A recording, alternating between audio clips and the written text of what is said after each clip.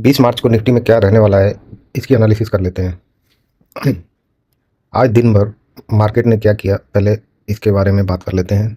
तो आज निफ्टी ने यहाँ पे एक डब्लू पैटर्न बना के और जो यहाँ पे बायर थे उनको भी सेव कर लिया और अब ट्रेंड बनाता हुआ ये चला गया। लेकिन इस ट्रेंड में एक बात है कि ये ट्रेंड धीरे धीरे वीक होता जा रहा है अब, और निफ्टी का जो एक बड़ा रिवर्सल पॉइंट है वो ये है। यहाँ से निफ्टी के लिए बहुत मुश्किल है यहाँ से ऊपर जाना अभी फ़िलहाल। वैसे तो ये जाएगा लेकिन यहाँ पे आके रुकेगा ज़रूर। ये इसी तरह के ट्रेंड बनाते हुए इसको ब्रेकआउट नहीं कर सकता।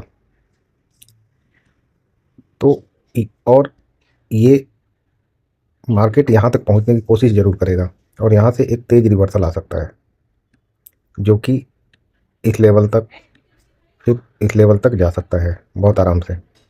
लेकिन अब इतना बड़ा मूव एक दिन में तो आएगा नहीं, तो ये 2-3 दिन में या अगले हफ्ते कुछ ऐसा हो सकता है। अभी हम बात कर लेते हैं कि कल क्या कर सकते हैं। तो अपने सामने 2 टारगेट हैं, एक तो ये 23,000 का लेवल और दूसरा है स्टॉप लॉस हंटिंग का इसके नीचे का लेवल।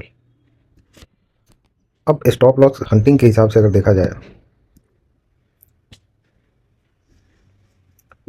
तो यहाँ पे मतलब बायर्स का स्टॉप लॉस कटा ही नहीं है अभी तक। ये बीच में थोड़ा बहुत ऐसे आया है, लेकिन जो स्ट्रॉन्ग बायर होंगे उनका स्टॉप लॉस कहीं ना कहीं यहाँ पे होगा अभी। और ये लोग टारगेट कर रहे होंगे यहाँ तक का।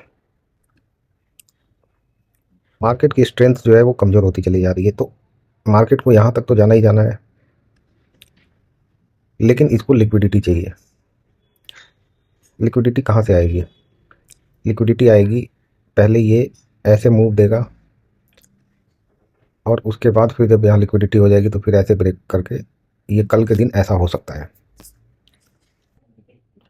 अब देखते हैं कि मार्केट के ओपनिंग के हिसाब से क्या क्या पोजीशन बन सकती है। अगर मार्केट फ्लैट ओपन होता है और ये नीचे का मोमेंटम करता है तो एक बहुत छोटा सा स्कैल्पिंग का ट्रेड यहाँ तक का बन सकता है। मार्केट यहाँ तक आ सकता है बहुत तेज़ी से और फिर यहाँ से रिवर्स करके ये ऊपर जाने की कोशिश करेगा।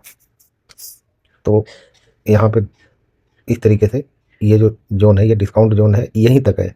अगर ये इसको ब्रेक कर देता है तो फिर वो वैलिड नहीं रहेगा। अगर यहीं से रिवर्स करेगा तभी जाके ये ऊपर तक जाने की बात होगी इसकी। दूसरी बात है, अगर गैप अप ओपन हो जाता है, मार्केट गैप अप ओपन होता है तो ऊपर जाने का इंतजार करना है 23,000 तक पहुँचने का, और उसके बाद वहाँ से पी साइड का रिवर्सल का एक ट्रेड बन सकता है। तीसरी कंडीशन ये है कि अगर ये 22,852 के नीचे ओपन होता है मार्केट तो ये एक्चुअली में बहुत डेंजर जोन है।